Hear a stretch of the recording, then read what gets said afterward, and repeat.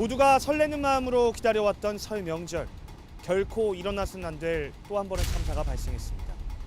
지금 나와 있는 이곳은 동해시에 위치한 한 펜션의 가스 폭발 사고 현장입니다. 이번 사고로 인해서 총 9명의 사상자가 발생했는데요. 대체 왜 이런 일이 되풀이되는 걸까요? 지난 1월 25일 저녁 동해 한 펜션에서 대형 사고가 일어났습니다. 무려 9명의 사상자를 낳은 참사, 가스 폭발로 인한 사고였습니다. 들어오면서 저한테 불났어요. 이렇게 이제 이야기를 하더라고요. 그래서 제가 나가봤죠. 나가니까 이제 불이 이미 창가 쪽으로 이렇게 붉게. 근데 희한한 게 왜 가스가 버너가 거의 폭발을 하면은 한 번 정도 그래갖고 할 텐데 2번씩이나 그렇게 울렸나 그래갖고. 근데 상가 사람들도 이해하지 뭐. 집에 있다가 전화를 하려니 전화 통화가 안 돼가지고 여기 있다고 분명히 얘기를 했었거든. 그래 이쪽으로 내려왔거든. 인근 주민들이 모두 달려나올 정도로 큰 폭발음에 이어 불길이 솟아올랐습니다. 사고 원인은 무엇일까요? 가스 폭발로 추정되는 조사 중이고요. 약 두 차례에 걸친 폭발음이 발생했다고 해서 당시 펜션에는 연휴를 맞아 여행을 떠나온 일가족이 묵고 있었는데요. 사고는 단란했던 가족의 일상을 송두리째 빼앗아갔습니다. 폭발 직후 신고를 받고 출동한 동해소방서에 의해 불길은 20여 분 만에 진화가 됐지만 폭발의 여파로 투숙객 7명과 행인 2명, 총 9명이 중경상을 입었습니다. 특히 우애가 좋았던 4자매와 남편 등 일가족이 참변을 당해 안타까움을 더했습니다. 그렇다면 사고의 원인은 대체 무엇일까요? 현재 국과수의 정밀 감식과 함께 관계자들을 대상으로 조사가 진행되고 있는데요. 가스가 누출된 경위와 폭발의 연관성을 찾는 데 주력하고 있습니다. LP 가스통과 가스레인지를 연결하는 중간 밸브입니다. 마금 장치 없이 밸브가 그대로 외부에 노출돼 있습니다.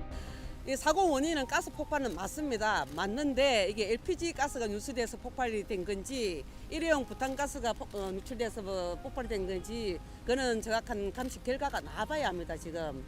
현장 가보셨을 때 네. 그 안에 일회용 부탄가스랑 버너를 보셨습니까? 봤습니다. 있기는 있습니다. 있는데 1차적인 사고가 원인은 뭔지를 모릅니다. 아직. 그러면 실내 LPG 가스 배관이 있던가요, 없던가요? 그건 배관은 있습니다. 배관이 있는데 네, 다 수거했습니다. 지금. 그러니까 배관이 채워서 가스가 나온 건지 아니면 밸브에서 나온 건지 그걸 아직 모르거든요. 다 수거는 했습니다. 그 국가수에서 정밀 감식을 해봐야 됩니다. 이거 누가 책임져야 됩니까? 일가족이 몰살을 당했는데 옆방 옆에 있는 분들은 다 빠져나왔는데 왜 우리 가족들만 못 빠져나왔는지.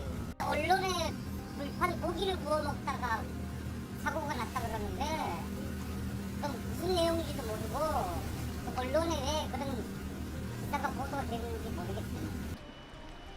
사고의 원인을 두고 추측성 보도가 잇따랐습니다.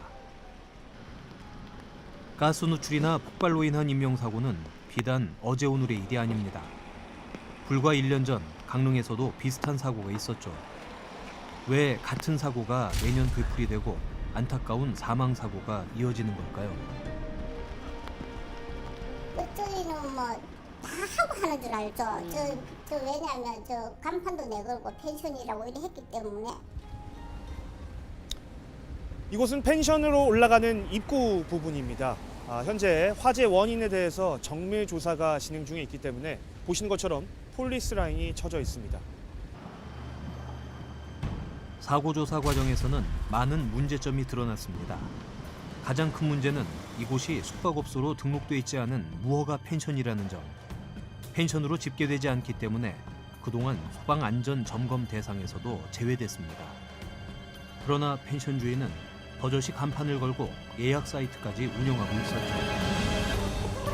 펜션에 있을 때는 처음에는 밑에만 해집이었었거든. 근데 이제 그러면서 위에가 그 사장이라는 사람이 위에다가 이제 그 증축을 한 거야, 말하자면.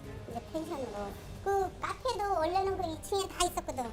근데 이제 밑으로 내려왔잖아. 무허가 펜션에 대해 동해시청의 입장은 어떨까요?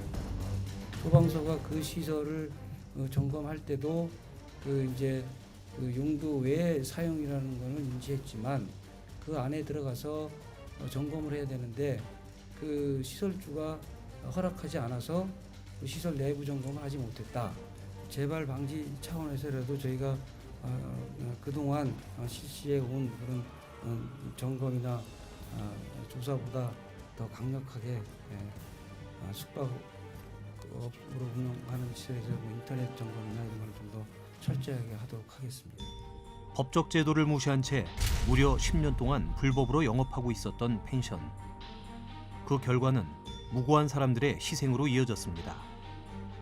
확인을 했지만 뭐 저희들이 이제 이 어떤 조사의 권한의 어떤 한계 범위에서 사실 숙박 시설로 영업을 한다든가 하는 그런 사항은 저희들이 발견하지 못했습니다.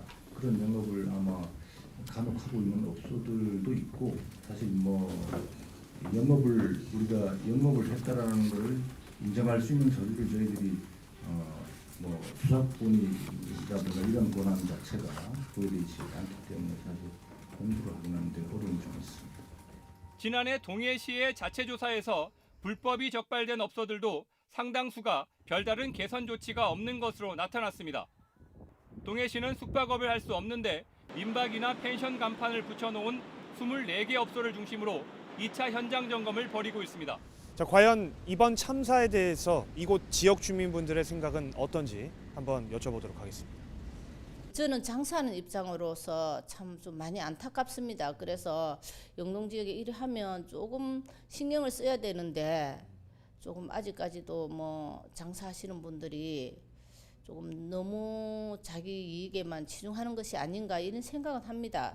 우리 지역에서 이런 사고가 어쨌든 되풀이되고 있는데 이게 좀 막아지려면 되풀이되지 않으려면 좀 어떤 노력들이 필요하다고 보십니까?